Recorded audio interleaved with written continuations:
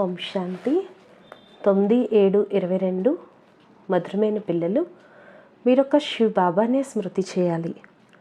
ఏ దేహదారులను స్మృతి చేయకూడదు. జ్ఞాన విషయాలను తప్ప ఏ వ్యర్థమైన విషయాలను వినకూడదు, వినిపించకూడదు. ప్రశ్న: బాబా పిల్లలందరికీ ఏ వార్నింగ్ని ఇస్తారు?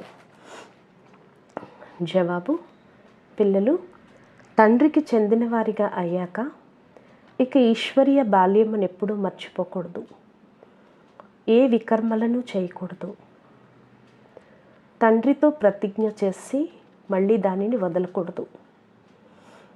తండ్రిని మర్చిపోయినట్లయితే మాయ సంతోషమును మాయం చేసేస్తుంది. మళ్ళీ బుద్ధి హైరాణ పడుతూ ఉంటుంది, వ్యాకులత చెందుతూ ఉంటారు, వికర్మలు చేస్తూ ఉంటారు. బుద్ధి తాళం మూసుకుపోతుందని చెప్తున్నారు. కావున శివ్ బాబాకు చెందిన వారిగా అయ్యారు కాబట్టి బాల్యమును సదా గుర్తుంచుకోండి. పాట: బాల్యపు రోజులను మర్చిపోకండి. ఓం శాంతి. పిల్లలు దీని భావం అర్థం చేసుకున్నారా? పిల్లలు ముందు కూర్చున్నారు మరియు వారసత్వాన్ని తీసుకునేందుకు తాము శివ్ బాబాకి పిల్లలుగా అయ్యారని వారికి తెలుసు. అలాగే తాము నిరాకార పరంపిత పరమాత్మకు అవినాశి సంతానమని కూడా బాగా తెలుసు. ఇప్పుడు షణ్ముఖంగా కూర్చున్నారు. దూరంగా ఉన్నప్పుడు చాలామంది పిల్లలు మర్చిపోతారు. మిత్ర సంబంధికులు, గురువులు, గోసాయిలు మొదలైన వారిని చూసినప్పుడు ఈ బాల్యపు రోజులను మర్చిపోతారు. ఇక్కడ ఎవరైతే షణ్ముఖంగా కూర్చున్నారో వారు మర్చిపోరు. అవినాశి శివ్ బాబా నుండి మనం స్వర్గ వారసత్వాన్ని తీసుకుంటున్నాము. ఇవి చాలా సంతోషకరమైన విషయం కదా. మళ్ళీ స్వర్గాధిపతులుగా తయారు చేసేందుకు మనల్ని శివ్ బాబా తమ వారిగా చేసుకున్నారు. మనం యజమానులుగా ఉన్నాము, కానీ పునర్జన్మలు తీసుకుంటూ ఇప్పుడు నరకవాసులుగా అయ్యాము. మళ్ళీ స్వర్గవాసులుగా అవుతాము. శివ్ బాబా ఎవరైతే నిరాకారునిగా ఉన్నారో వారు ఈ తనువులోకి ప్రవేశిస్తారని మీకు తెలుసు.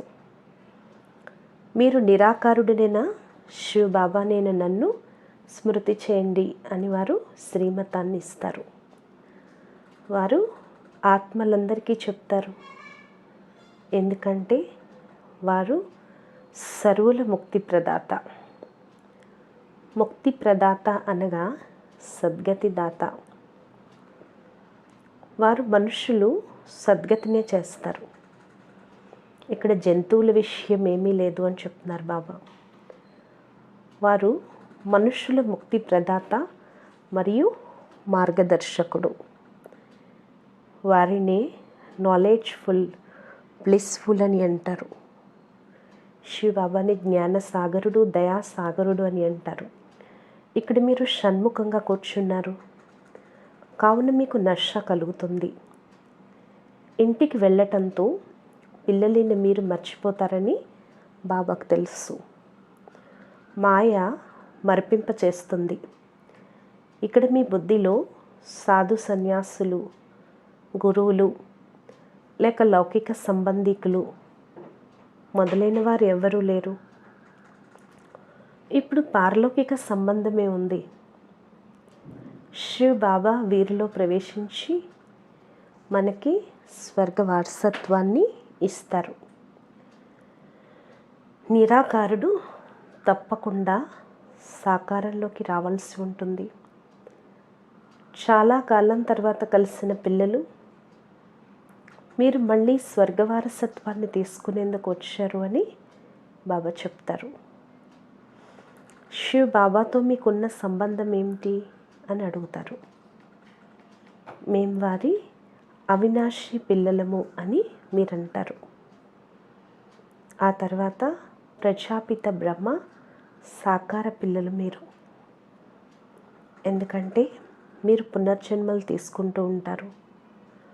మరుజన్మలో అందరూ పిల్లలకైతే అవరు కదా. బాల్యంలో ఈ విషయాలు మర్చిపోకండి. మనం శివ బాబాకి మనవలము, బ్రహ్మకి పిల్లలము. మళ్ళీ స్వర్గవారసత్వాన్ని తీసుకునేందుకు మీరు ఇక్కడికి వచ్చారు. ఇప్పుడు నరకంలో ఉన్నారు. ఇప్పుడు మీరు సంగమిగల్లో ఉన్నారు. ఇది ఎంత సహజమైన విషయం. వీటిని వృద్ధమాతలు కూడా ధారణ చేయగలరు. వీటిని మర్చిపోకూడదు అంటున్నారు బాబా. కానీ బయటకు వెళ్ళటంతో మర్చిపోయేవారు కూడా చాలామంది ఉన్నారు. రోజంతా మర్చిపోతారు. ఆ సంతోషం ఉండదు. మళ్ళీ బాబా ఏమైందో తెలియదు అని అంటారు. నిజానికి పిల్లలకు అపారమైన సంతోషం ఉండాలని చెప్తున్నారు బాబా.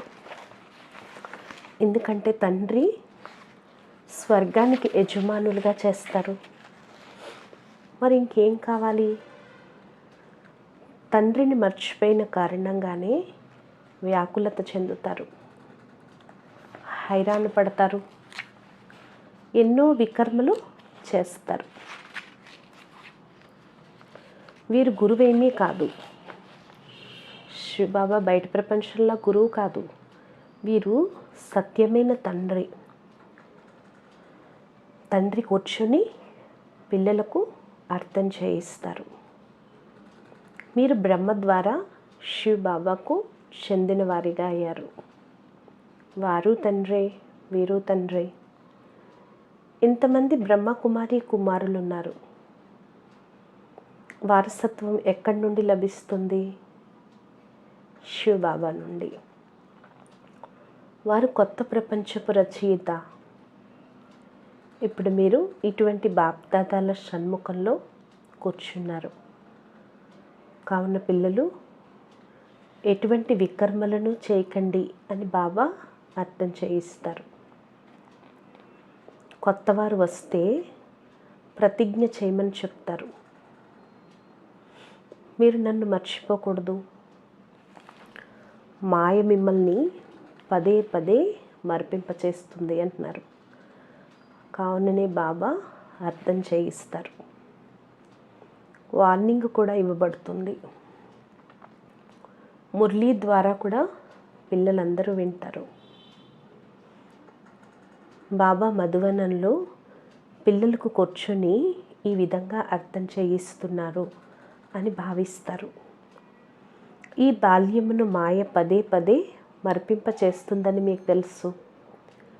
బుద్ధి తాళం పూర్తిగా మూసుకుపోతుంది. ఆత్మకు అతీంద్రియ సుఖం లభించినప్పుడు ఇప్పుడు నాకు తండ్రి లభించారు అని సంతోషం కలుగుతుంది. బాబా అన్ని దుఃఖాల నుండి విముక్తులను చేస్తారు. ఎందుకంటే వారు సుఖదాత. వారు మనుష్యులందరి ముక్తి ప్రదాత. మీరు 84 లక్షల జన్మలను అనుభవించి వచ్చారని కాదు.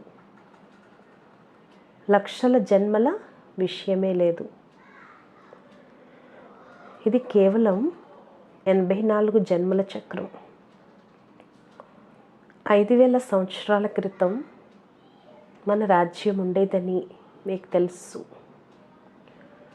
క్రైస్తవ వంశానికి 3000 సంవత్సరాలకి పూర్వం స్వర్గం ఉండేది. మళ్ళీ అది నరకంగా ఎలా అయ్యింది అన్నది ఎవరికి తెలీదు.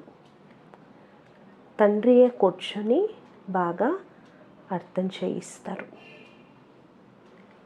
ఇందులో శాస్త్రాలు మొదలైన వాటి విషయమే ఏమీ లేదు. బాబా చెప్తున్నారు, ఇది తప్పుగా భావించినట్లయితే, సంశయం కలుగుతున్నట్లయితే వెళ్ళిపోతే వెళ్ళిపోండి. ఒకవేళ మీకు ఇది తప్పుగా అనిపించి ఒకవేళ ఏదైనా డౌట్ ఉంటే వెళ్ళిపోండి అని చెప్తున్నారు బాబా. అరే శివ్ బాబా మీ తండ్రి, బ్రహ్మ కూడా మీ తండ్రి. ఈ బ్రహ్మ తనువులో ప్రవేశించి ఈ బ్రహ్మని నేను కొడుకుగా చేసుకుంటాను అని చెప్తున్నారు శివ్ బాబా. మళ్ళీ ఇతడి ద్వారా ఇతర పిల్లలను దత్తత తీసుకుంటాను అని శివ్ బాబా అంటారు. వారికి శిక్షణనిచ్చి మళ్ళీ స్వర్గాధిపతులుగా తయారు చేస్తారు. ఒకప్పుడు స్వర్గాధిపతులుగా ఉండేవారు, ఇప్పుడు నరకానికి చెందిన వారిగా ఉన్నారు. ఇప్పుడు మనం తండ్రి సన్ముఖంలో కూర్చున్నామని మీరు గమనిస్తారు. పిల్లలైన మనం తాత వారసత్వానికి హక్కుదారులం. పావనంగా తప్పకుండా అవ్వాలి. పావనంగా అవ్వకుండా ఆత్మ ఎగరచాలదు. వారు కేవలం కోతలు కోస్తూ ఉంటారు. ఫలానా వారు నిర్మాణ ధామంలోకి వెళ్ళారు, లేక జ్యోతిలో కలిసిపోయింది అని అంటారు. కానీ నిజానికి ఒక్కరు కూడా వెళ్ళరు. యాక్టర్లు ఎవరైతే ఉన్నారో వారందరూ ఇక్కడే హాజరై ఉండాలి. ఎప్పటి వరకైతే వినాశనం ప్రారంభమవదో అప్పటి వరకు అందరూ ఇక్కడే హాజరై ఉండాలి. ఆత్మలు వస్తూనే ఉంటాయి. ఎప్పుడైతే అక్కడి నుండి రావడం పూర్తయిపోతుందో అప్పుడు యుద్ధం ప్రారంభమవుతుంది. మీ రాజ్యస్థాపన జరుగుతుంది. అక్కడి నుండి కూడా అందరూ వచ్చేస్తారు. అంటే పరంధామం కూడా ఖాళీ అయిపోతుంది. ఈ విషయాలన్నింటినీ బాబా బాగా అర్థం చేయిస్తారు. కానీ మీరు మర్చిపోతారు. ఎంతోమంది మర్చిపోయి వదిలి వెళ్ళిపోయారు. మంచి మంచి పిల్లలు బాబాపై బలిహారమైపోయేవారు. ఇక్కడి నుండి వెళ్ళేటప్పుడు ఏడుస్తూ వెళ్ళేవారు, మధుబన్ నుంచి వెళ్ళేటప్పుడు. కానీ అక్కడికి వెళ్ళటంతో నరకవాసుల సాంగత్యం లభించడంతో అన్నీ మర్చిపోతారు. పిల్లలు ఈ బాల్యం ఎప్పుడు మర్చిపోకూడదు అని బాబా వార్నింగ్ ఇస్తారు. మీరు ఒక శివ్ బాబానే స్మృతి చేయాలి. ఏ గురువు సాయి ఫోటోను కూడా పెట్టుకోకూడదు అని చెప్తున్నారు బాబా. ఇక్కడ మీరు ఒక శివ్ బాబానే స్మృతి చేయాలి. ఎవరి ఫోటోలు కూడా ఇక్కడ పెట్టుకోకూడదు.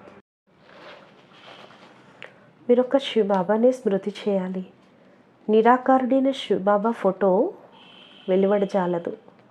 శివ్ బాబాకి అయితే ఫోటో తీయలేరు కదా.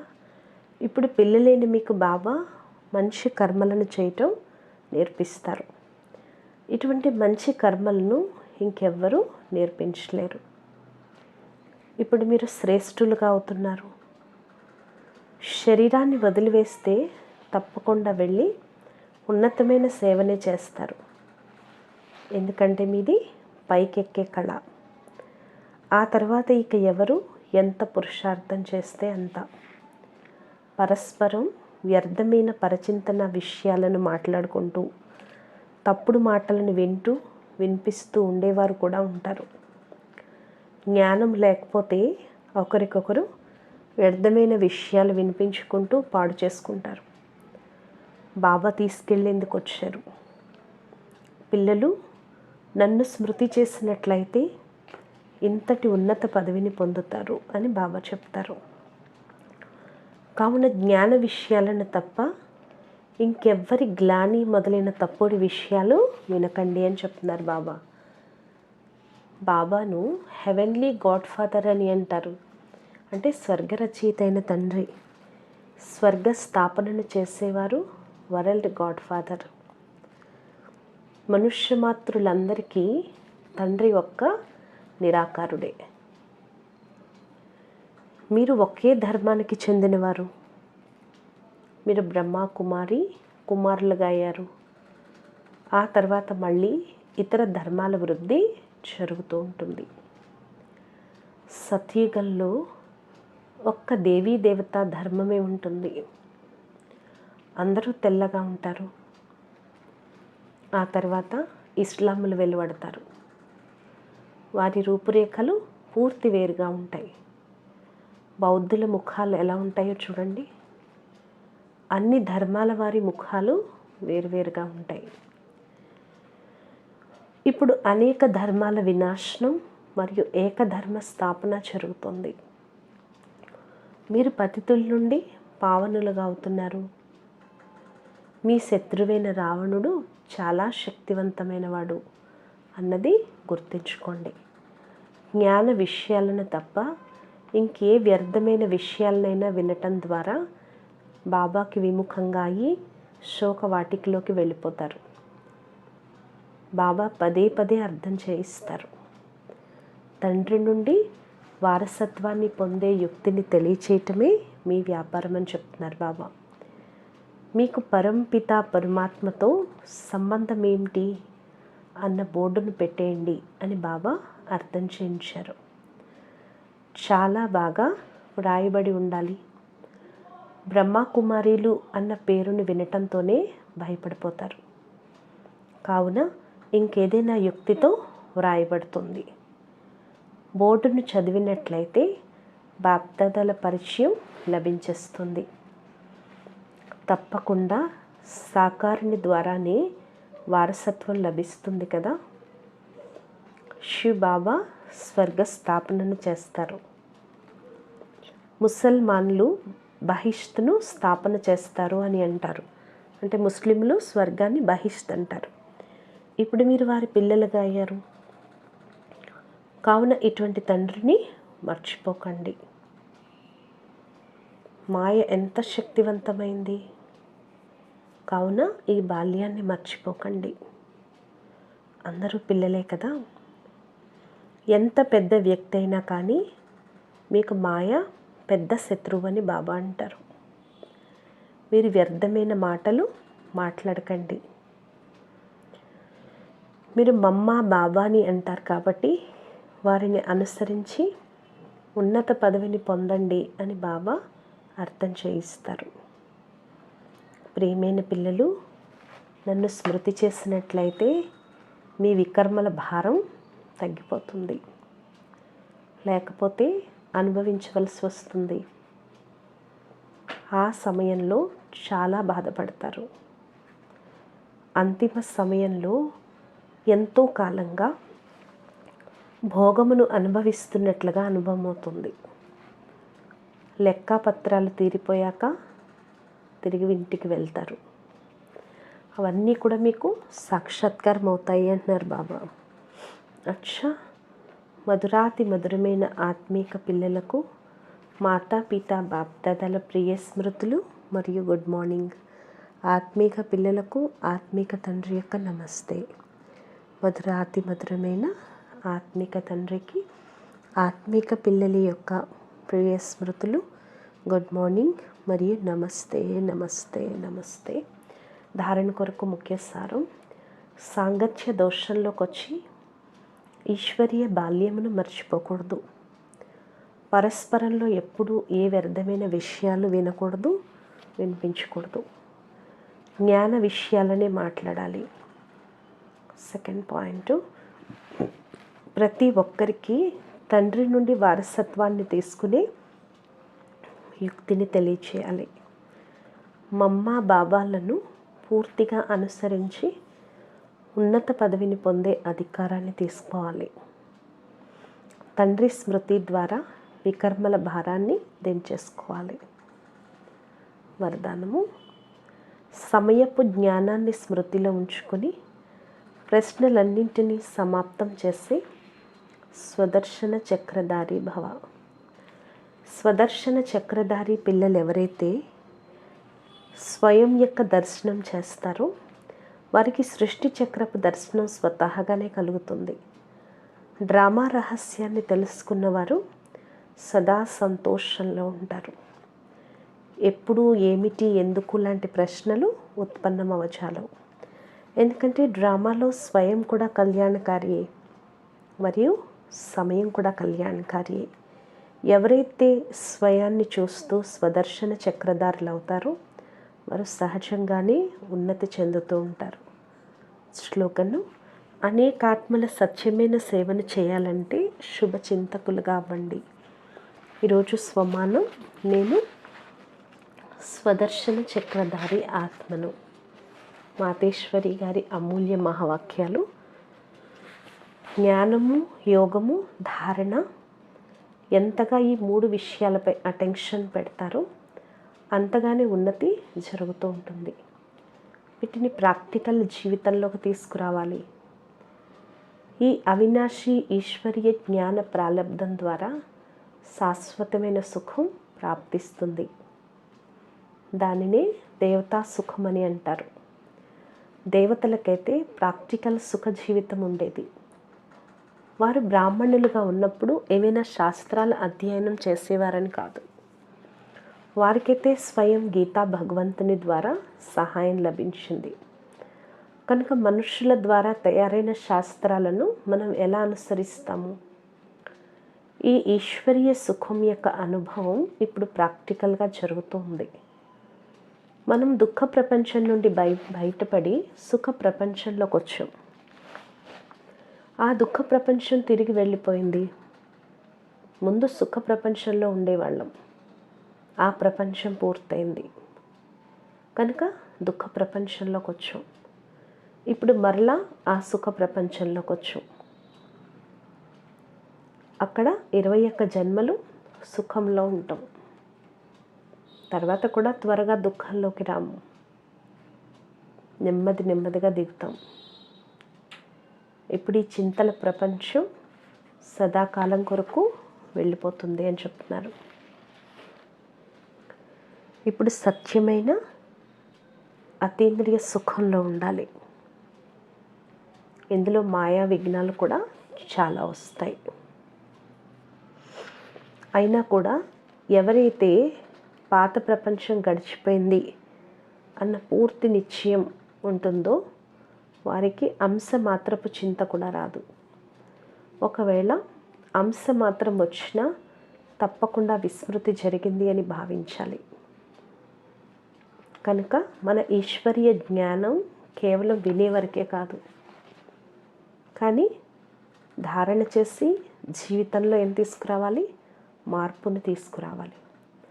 ఇప్పుడు మనకి యథార్థ మార్గం లభించింది. ఇకపోతే మేము పరమాత్మ ఒడిలో చేరాం చాలు అని అనుకోకూడదు. ఇంత మాత్రానికే పూర్తి ప్రాప్తులు కలగవు.